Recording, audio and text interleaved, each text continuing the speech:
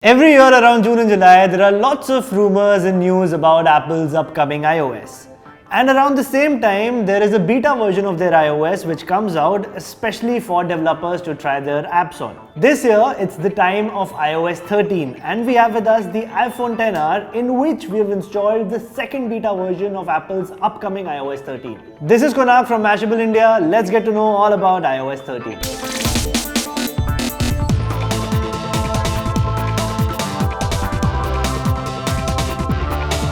One of the most highly anticipated, the most awaited feature in the iOS 13 was the system-wide dark mode. Well, in this mode, you can go into settings and basically select light and dark appearance of your entire screen. You can manually turn it on or let it be on automatic and it will turn the light and the dark mode according to the time of the day. And you can also customize it to work according to your convenient timings. With the iOS 13 update, Apple has moved the volume button slider to the left-hand side of the screen and it no longer interferes with your content. Instead of covering up in the center of the screen, the new volume control button slides in parallel from the volume buttons. And then it becomes really slim before it goes off. In iOS 13, Apple has further simplified the Wi-Fi and Bluetooth shortcuts that you see in the control center.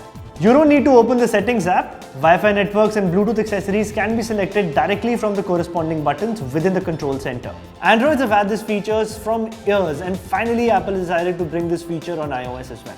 iOS 13 now comes with quick gestures, which basically means when you long press an application, you get this same feel that you would have got in 3D touch. Phones like the iPhone XR, which did not have 3D touch, can now use the same features that you got with the 3D touch. Another noteworthy feature about iOS 13 is optimized battery charging. Well, according to a lot of studies and science experts, keeping your phone charged up to 100% all the time is not the best thing to do. Turning on optimized battery charging will restrict your phone to be not charged above 80%.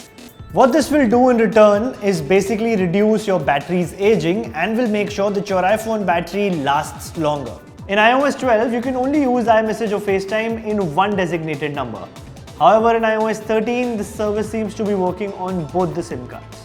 Photo editing tools in Photos app has been revamped completely and it is way more easier to use than what it was in iOS 12. The editing shortcuts are now at the bottom of the Photos app and there are handy slider wheels available right at your fingertips whenever you tap the edit button. Video editing has taken a big leap up from iOS 12 and you can now rotate, crop and apply filters to your videos. In iOS 13, Apple has also updated its very own Apple Maps. You get better and broader road coverage, you get better pedestrian data and more precise addresses and more detailed land cover. Apple Maps now also get a new look around feature which is pretty much similar to Google's Street View. What it does is basically lets you see street level imagery of a city. Siri has also been upgraded in iOS 13. With this upgrade, Siri is now able to speak in different accents and there's a very interesting Indian accent that Siri is sporting now. Here is a sample of the same. Set an alarm for 8 AM. Okay, I've set an alarm for 8 o'clock. Even the Reminders app in iOS 13 has got a complete overhaul.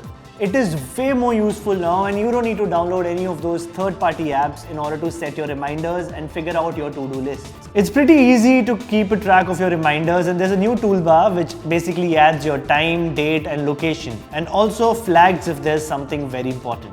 Memoji stickers are another new feature which have been launched with iOS 13. You can use Memoji into sticker packs built into iOS Keyboard which you can use in messages, mail and more.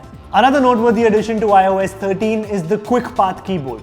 QuickPath Keyboard is basically a new swipe-based keyboard, something which we've seen in Androids from so many years, and it basically lets you swipe a finger from one letter to the other without having to lift it in order to press another key. So should you be upgrading to iOS 13's beta version right now?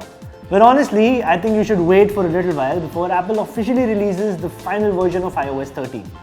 Why do I say so? Is because this version is still not complete and the overall experience is not very fluid. This is Konak from Mashable India.